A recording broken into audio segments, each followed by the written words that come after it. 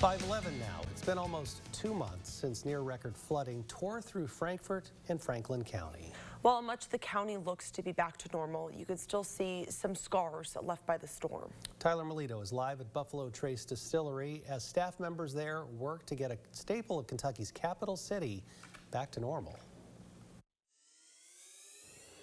Floodwaters covering this distillery and the grounds here is one of the lasting images from those April floods. I had more people reach out to me about Buffalo Trace specifically following the floods than anything else. It just shows how much of an impact this place has, not just on Kentucky's bourbon industry, but on the tourism industry as well. And with those things in mind is what had staff working so hard to get it back to where it is right now. It's often said that waiting is the hardest part, and that was especially the case for those who call Buffalo Trace Distillery home. There's only so much you can do. You prepare, and then you need to wait for that river to crest. When that wait was over, the Kentucky River had crested at a near record level. And if you look inside the distillery, you'll see just how historic this flood really was. We crested on Monday. We were able to come in, assess the situation. But honestly, before it even crested, we had already started the process of what a cleanup would look like.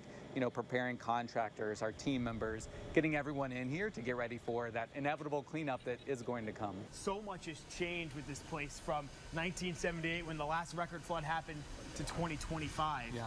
And one of the big things is technology. Yes. How did that kind of all play into the flood plan? So a couple days before, there's a lot of work in bringing those things up.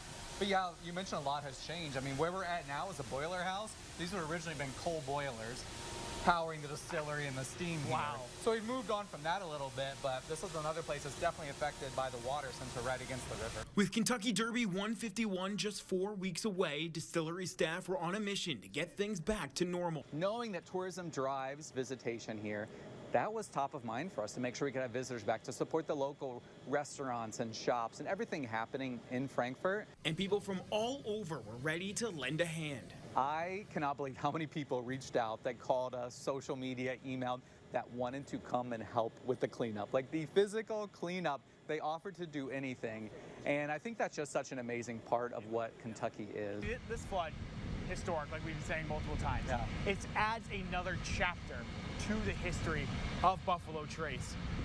When you look back in another 200 or so years, what do you think this flood will still mean then? How do you think they'll be talking about this? Well, we know that mark's going to be on the wall. We hope so. You know, I hope they look back at the resilience and not just of recovering, but the people that supported it, supporting the community, and like seeing Kentucky and really what bourbon means. I really hope they are proud of what was overcome during then, and maybe a little inspiration if they have to deal with it again.